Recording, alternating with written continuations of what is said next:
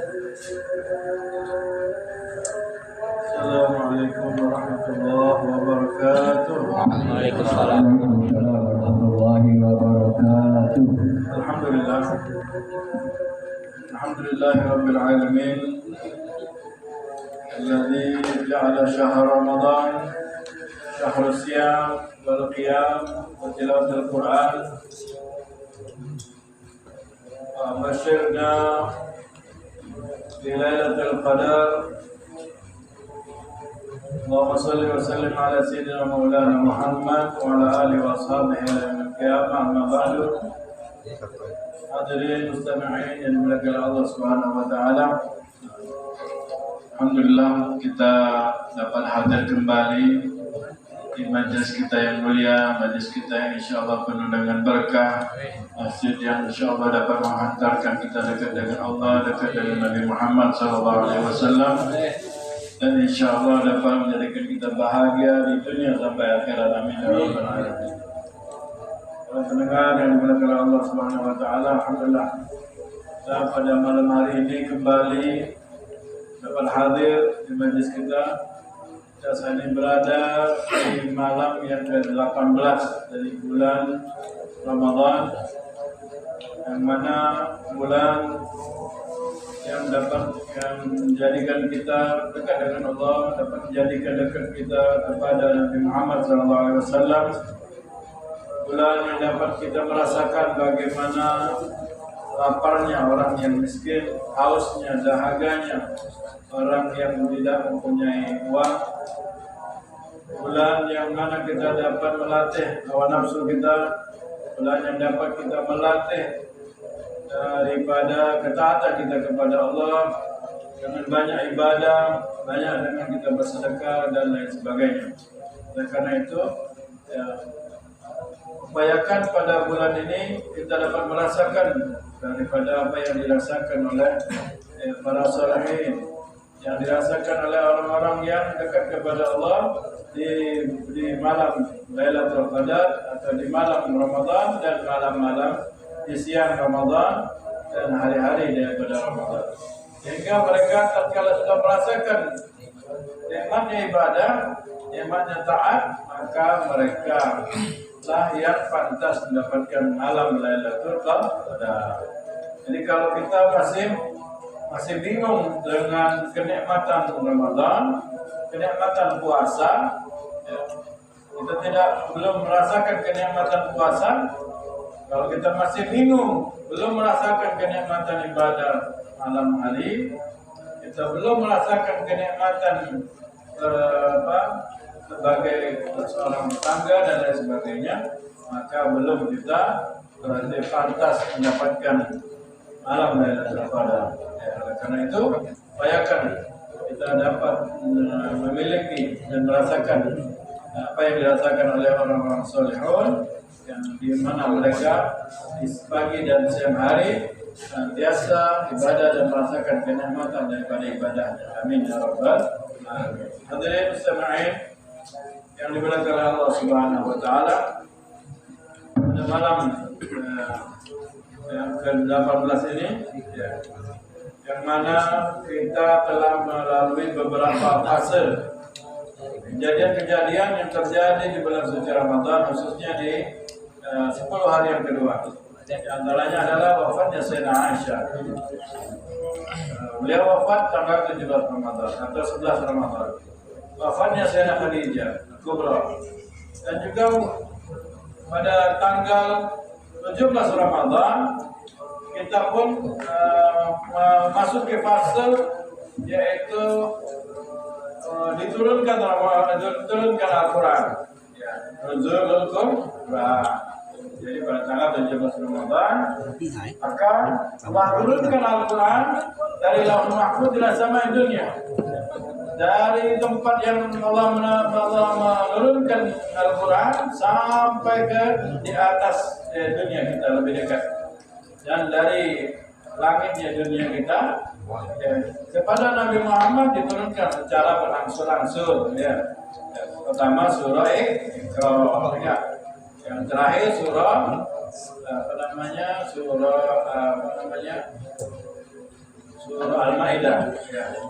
Surah Al-Maidah ayat 3 dan seterusnya. Oleh karena itu, ya, malam yang Allah turunkan Al-Quran, Allah juga turunkan ya, kitab-kitab lainnya, Injil, Zabur, Taurat, dan Suhuf Ibrahim pada malam-malam Ramadan ini.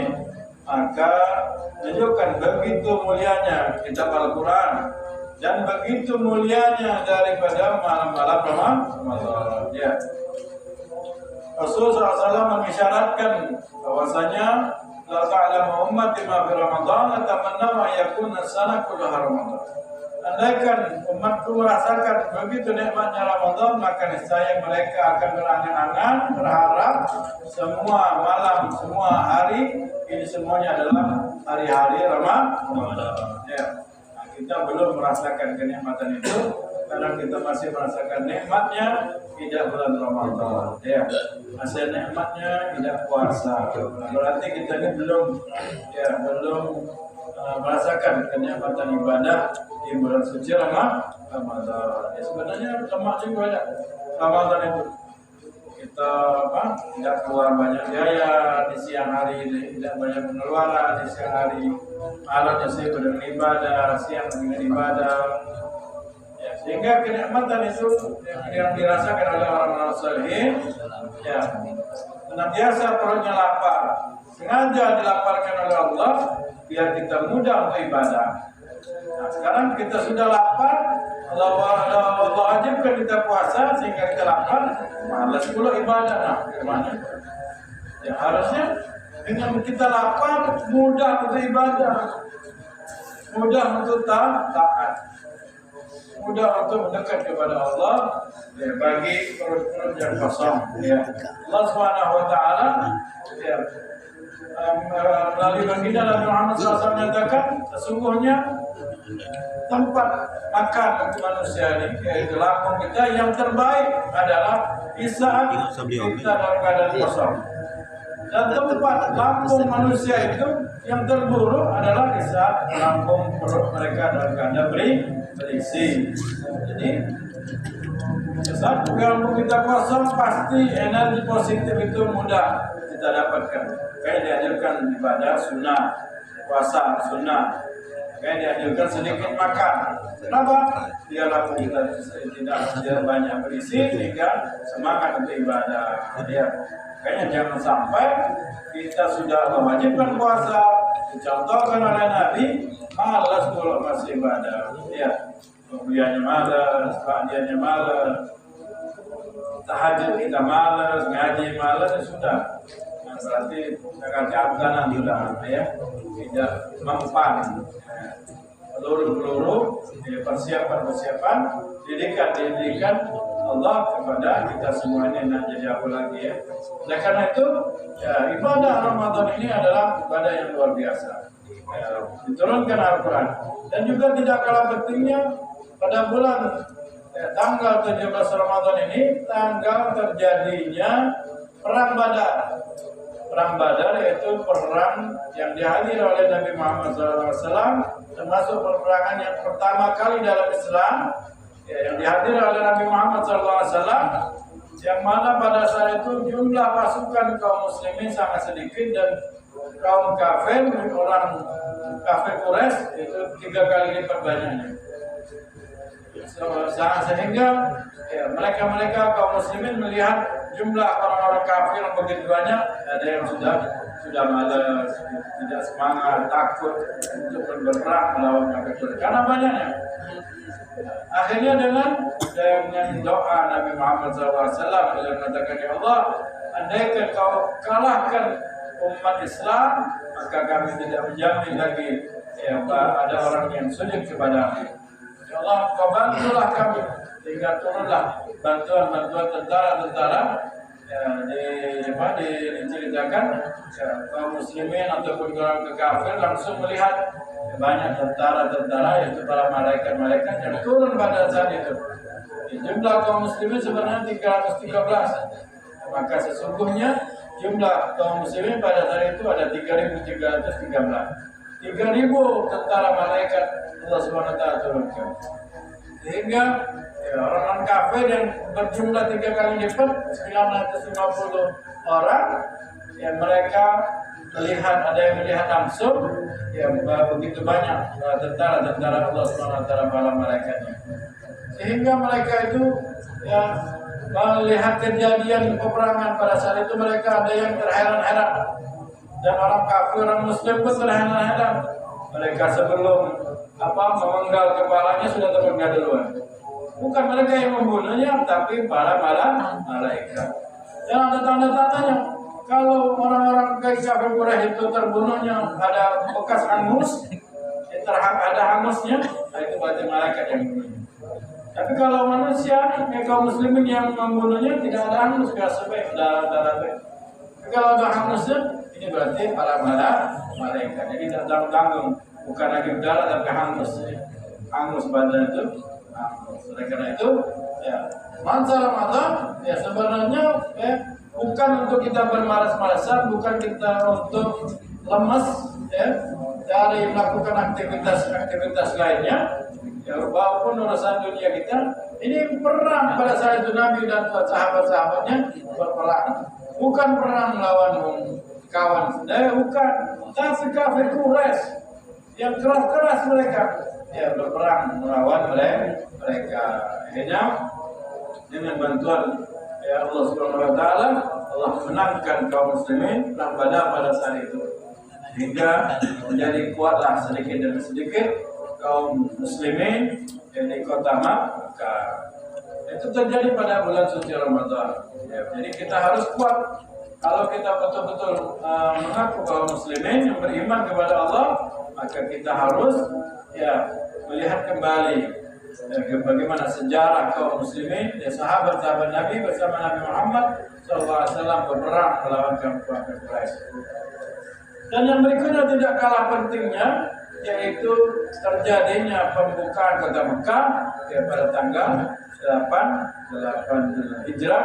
Ya, kaum muslimin kembali memasuki kota Mekah. Nabi kembali masuk kota Mekah dan menguasai kota Mekah. Yang tadinya Nabi diusir, kaum muslimin hijrah dari Madinah ke Mekah, dan mereka dapat kembali menangi ya, perangan, memerangi kekuasaan sampai ke kota Mekah. Dari Madinah ya sudah banyak kaum muslimin ya bersama Nabi Muhammad SAW yang masuk Islam, suaminya, istrinya ikut.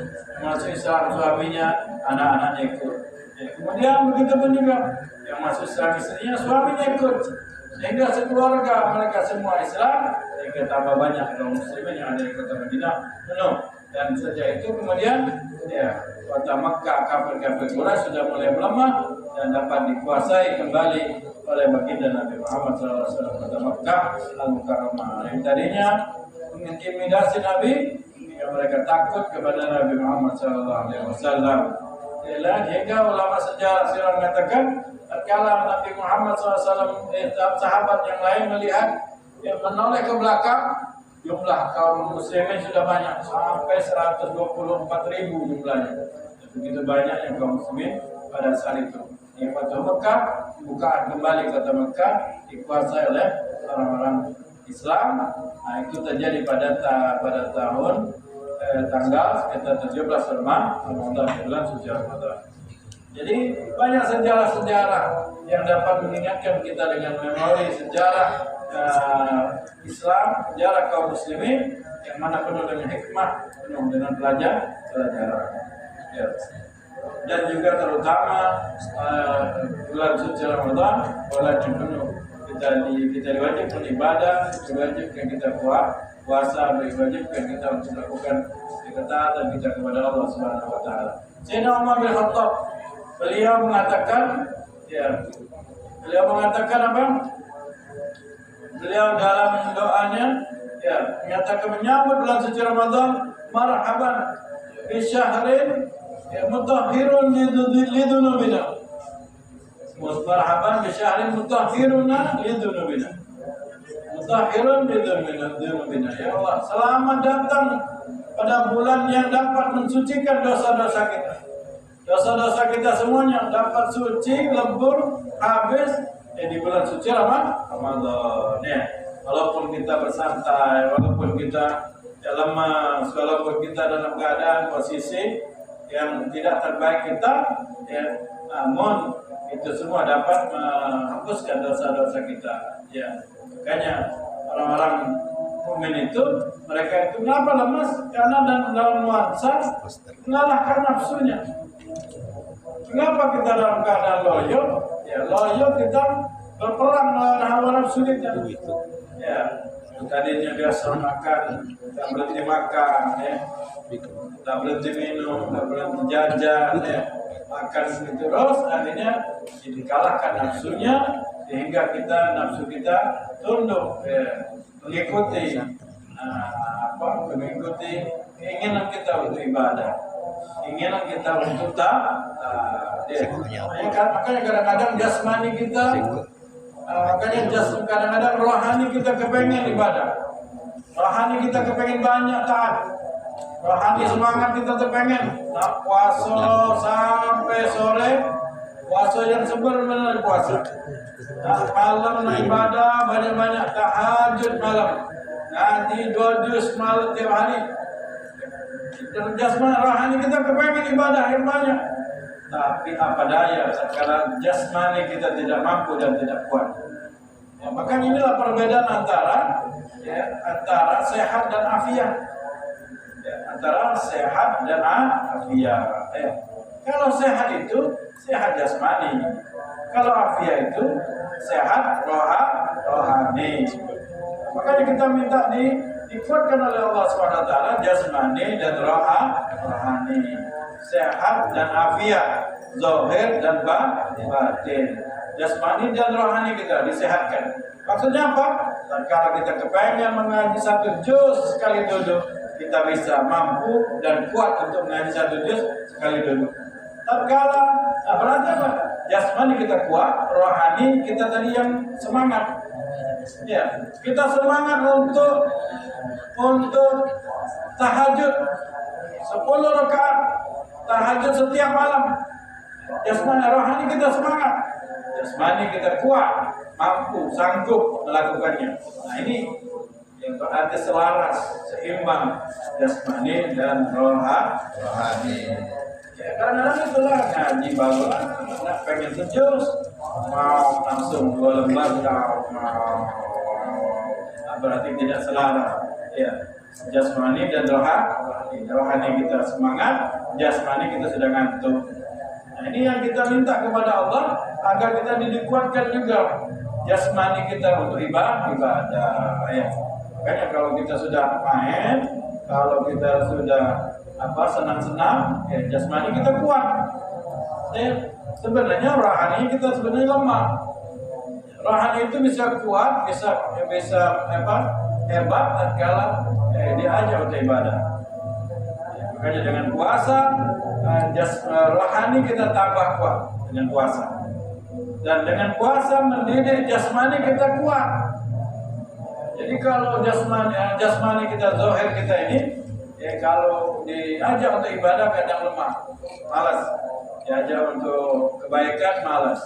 Nah, tapi dididik kita dengan beribadah puasa inilah sehingga rohani kita tambah kuat dan jasmani kita kuat juga. Bagaimana yang diceritakan? Kalau Allah SWT menciptakan akal, Allah SWT menciptakan nafsu gini. Maka tatkala sudah selesai penciptaannya, Allah tanya kepada akal, ya akal, man anta wa man ana. Wahai akal, siapa anda dan siapa saya? Maka kata akal, ana abduk wa anta rabbi. Ya Allah, saya adalah hamba yang fakir dan engkau adalah Tuhan kami, Tuhanku yang mulia. Bagus berarti kau benar-benar tahu hakikat dan derajatmu di mana. Allah tanya kepada nafsu, wahai nafsu, siapa engkau dan saya, siapa saya? Kata nafsu, ana, anta. Saya itulah dan engkau itulah. Allah siksa dia di neraka,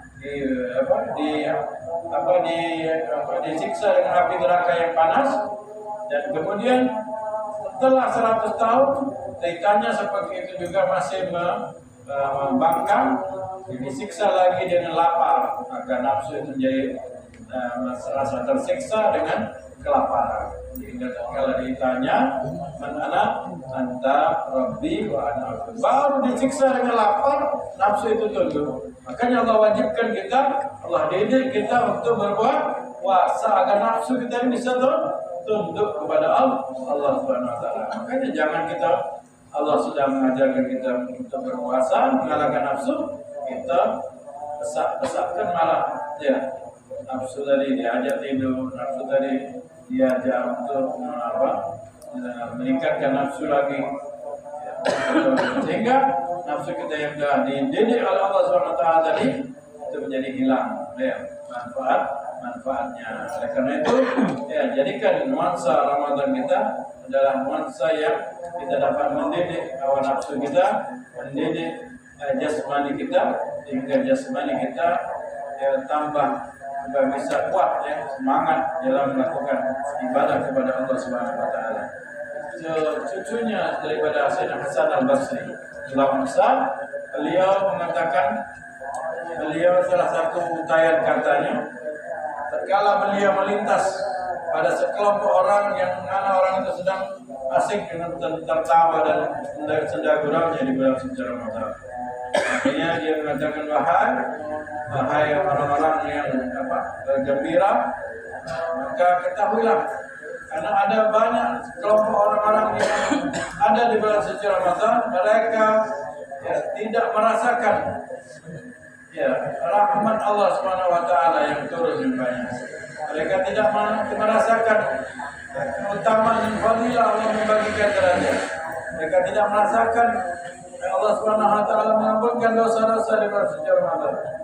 Andaikan mereka itu mengetahui, andaikan Allah Subhanahu wa taala buka hijabnya, buka satir mereka, maka niscaya orang-orang kaum muslimin, mukminin yang dibuka hijab oleh Allah itu, mereka akan melihat bagaimana sibuknya orang yang ahli ibadah dengan ibadahnya, dan bagaimana lalainya, lupanya orang yang tidak ahli maksiat dengan kemaksiatan, dan kelalaian dan kealpaannya. Jadi kalau dibuka hijab tersebut, kita tahu, oh ini orang ini sibuk, dia ngaji terus, ngaji dia begitu lagi, bantu rumah tangganya, habis bantu rumah tangganya dia berkhidmat ke sini, dia pegang Al-Quran, dia istighfar, dia berzikir. Kita akan lihat bagaimana sibuknya orang yang baik, yang suka ibadah. Tapi kita sayang tidak dibuka oleh Allah hijab kita, tidak dibuka oleh Allah satir kita, sehingga kita tidak tahu mana orang yang ahli ibadah, mana orang yang masih dalam keadaan lalainya. Nah inilah kealpaan kita, dan kita tidak dibuka hijab oleh Allah SWT, sehingga kita tidak mengetahui bagaimana keutamaan orang-orang yang mulia dan bagaimana keutamaan orang-orang yang dimuliakan oleh Allah Subhanahu wa taala. Harapannya pada malam-malam Ramadan kita, malam-malam kita tambah dekat kepada Allah, merasakan kenikmatan ibadah kepada Allah Subhanahu wa taala.